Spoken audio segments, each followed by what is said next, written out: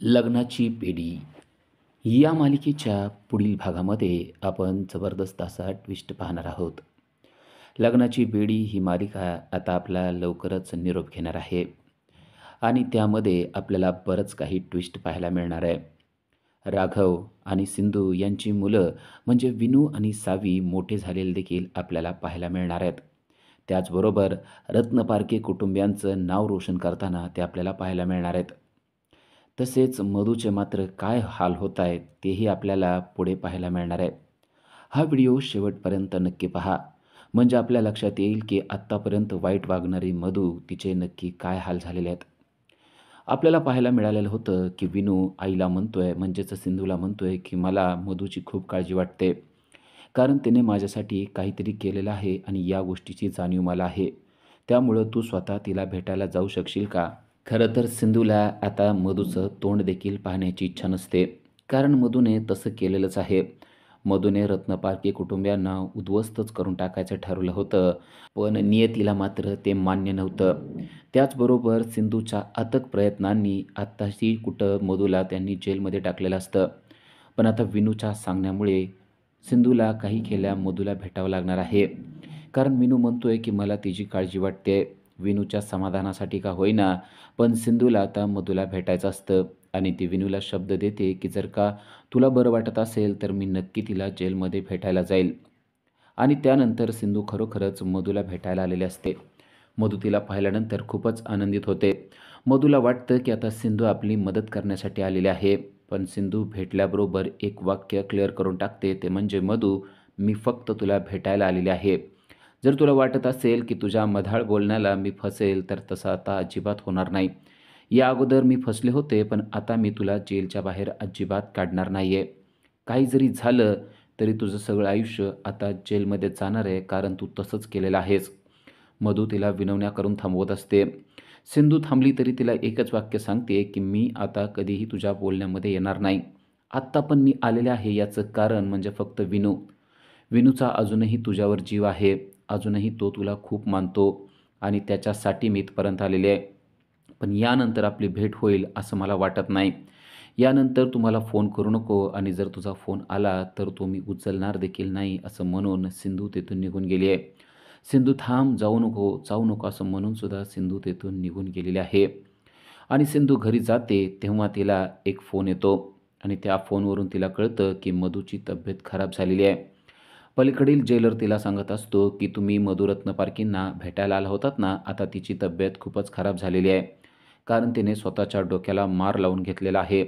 तिच्या डोक्याला मार लागलेला असतो आणि त्यामुळे मधूला आता काहीच कळत नसतं. मधूला हॉस्पिटलमध्ये ॲडमिट केलेलं असतं. पण सिंधूला मात्र हे काही खरं वाटत नसतं. सिंधू स्वतः तिला पुन्हा एकदा भेटायला जाते.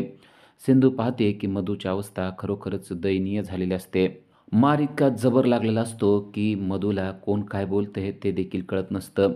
सिंधू तिच्या जवळ जाते आणि म्हणते, हे सगळं तू नाटक करते, मला कळतंय. मी तुला जेलच्या बाहेर काढावं म्हणून करतेस ना, तर मी तुला जेलच्या बाहेर काढते, असं ती म्हणते. तरी देखील मधू त्या गोष्टीला काहीच रिस्पॉन्स देत नाही. कारण मधूच्या डोक्याला लागल्यामुळे अंतर्गत भागामध्ये रक्तस्राव झालेला असतो आणि त्यामुळे मधूला कोण काय बोलतंय ते देखील कळत नसतं.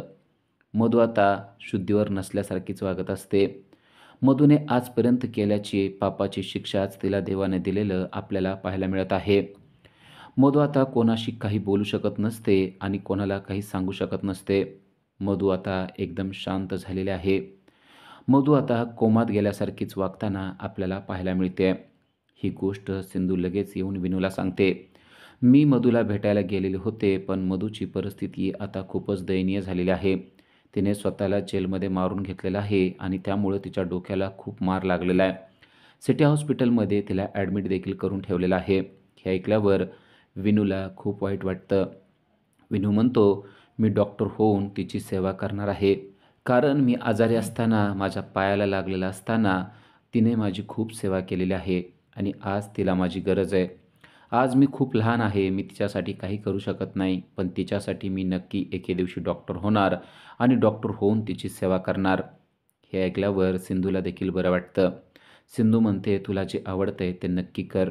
तर सावी मात्र सांगत असते की मी पप्पासारखंच IPS अधिकारी होणार आहे. मला देखील त्यांच्यासारखं कर्तबगार पोलीस अधिकारी होऊन धडाकेबाज काम करायचं आहे. एकेकाला चांगला धडा शिकवायचा आहे. जे लोक दुसऱ्यांना त्रास देतात, गोरगरिबांचं शोषण करतात, त्यांना कायद्याची धमक मला दाखवायची अशा प्रकारे सावी सर्वांना सांगत असते. तेव्हा राघव आणि सिंधू म्हणतात, तुम्हाला जे आवडतं ते करिअर करा, पण गोरगरिबांची सेवा करा.